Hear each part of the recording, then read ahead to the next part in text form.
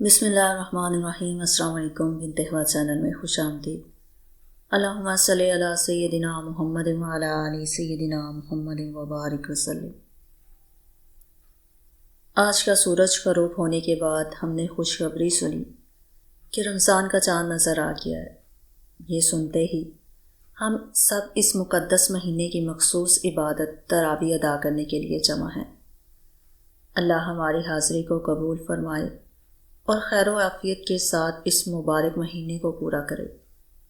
اس برکت والے مہینے کی آمد پر میں آپ کو، آپ کے گھر والوں اور دنیا بھر کے مسلمانوں کو مبارکباد پیش کرتی ہوں، اور اس پہلی رات میں نبی کریم صلی اللہ علیہ وآلہ وسلم کا وہ خطبہ سناتی ہوں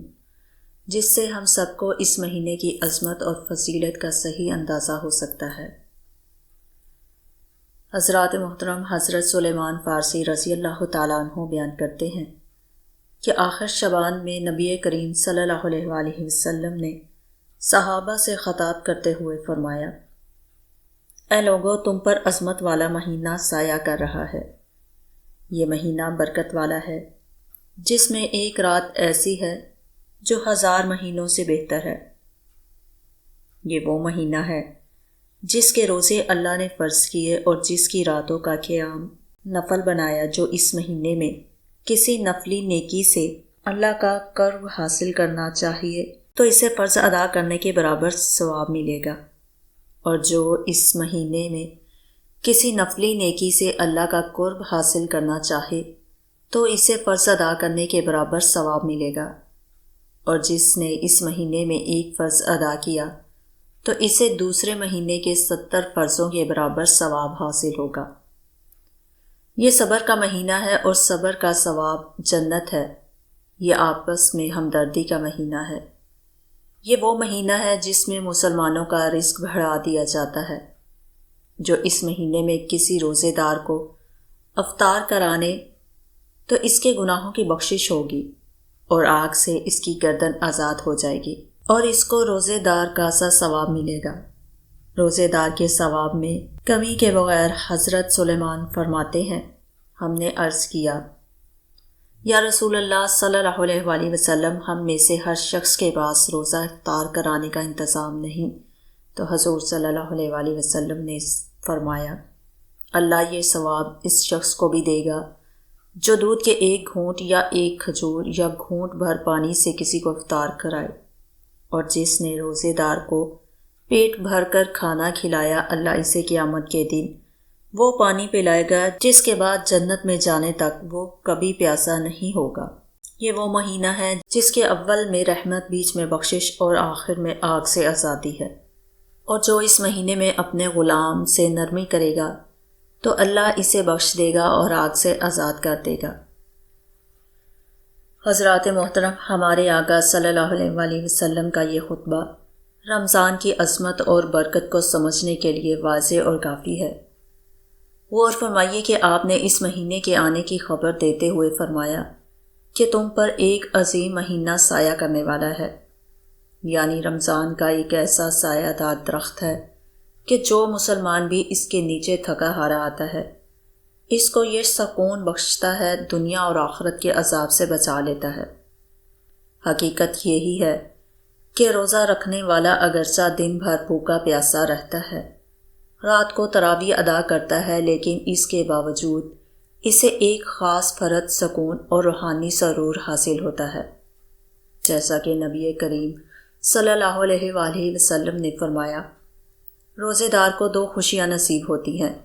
ایک تو افطار کے وقت اور دوسری اپنے رب سے ملتے وقت نصیب ہوگی۔ جب مسلمان افطار کرتا ہے تو اس کی خوشی اس کے چہرے سے ظاہر ہونے لگتی ہے، سکون ملتا ہے، کیسا سرور حاصل ہوتا ہے، اس کا صحیح اندازہ صرف روزے دار ہی کو ہوتا ہے۔ روزہ پورا ہونے اور اس کی عظیم عبادت کے ادا کرنے میں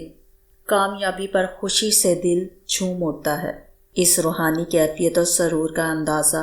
انشاءاللہ کل سے ہم سب کو ہوگا، اور دوسری خوشی جو خدا کے دربار میں حاضری کے وقت نصیب ہوگی، اس کو ہم اپنے لفظوں میں کیسے بیان کر سکتے ہیں؟ بس اللہ ہمارے روزے قبول کرے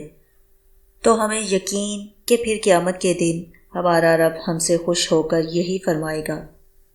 اے بندے، جو میں نے کہا وہ تو نے دنیا میں مجھے راضی کرنے کے لیے کیا، تو اب میں تجھ سے راضی ہوں، اور اب یہاں جو تو کہے گا وہ میں کروں گا۔ نبی کریم صلی اللہ علیہ وآلہ وسلم نے اپنے خطبے میں ہمیں بتایا کہ یہ مہینہ ایسی رحمتیں برساتا آیا ہے کہ اس مہینے میں ایک نفلی نیکی کرنے والا اتنا ثواب پاتا ہے جتنا عام دنوں میں فرض ادا کرنے پر ملتا ہے، اور اس مہینے میں ایک فرض عبادت کرنے والے کو اتنا ثواب دیا جاتا ہے جتنا عام دنوں میں 70 فرض ادا کرنے پر دیا جاتا ہے۔ بس آج ہم اس قدر بھی خدا کا شکر ادا کریں کم ہے کہ اس نے ہمیں اتنی عمر عطا فرما دی کہ ہمیں یہ مہینہ نصیب ہو گیا۔ اب ہم جتنا چاہیں ثواب بٹور لیں اور جو چاہیں اپنے رب سے مانگ لیں کہ اس کی رحمت کا سایہ پھیلا ہوا ہے، بس اس کے نیچے پہنچنے کی دیر ہے۔ حضور علیہ السلام کے ارشاد کے مطابق یہ مقدس مہینہ ہمارے اندر صبر کی قوت پیدا کرے گا،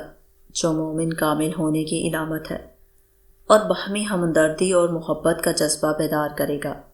جو مسلم معاشرے کی خصوصیت ہے۔ اس مہینے کی برکت سے ہمارے رزق میں فراخی ہوگی، پس مبارک ہو کہ یہ مہینہ آ گیا اور خدا نے ہمیں یہاں جمع ہونے کی توفیق بخش دی۔ دیکھیے، رب کریم کے کرم کے دروازے کھل چکے ہیں۔ میرے آقا صلی اللہ علیہ وآلہ وسلم بتاتے ہیں کہ جب رمضان کی پہلی رات ہوتی ہے تو شیاطین اور سرکش جن قید کر دیے جاتے ہیں،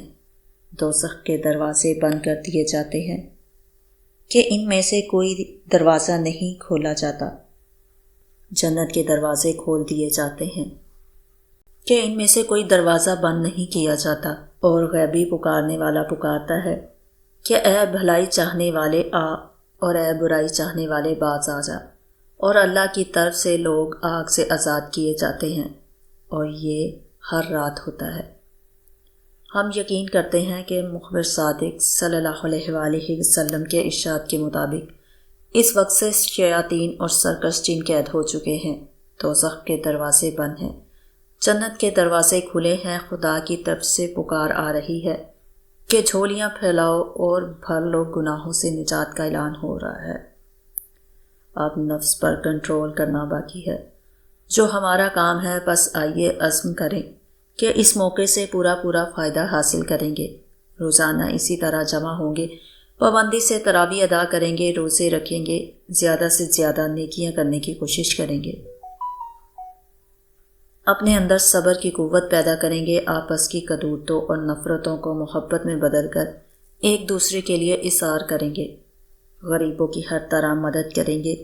مصیبت زدہ بھائیوں کو سکھ فراہم کریں گے۔ یقین جانیے، اگر ہم یہ عزم کر لیں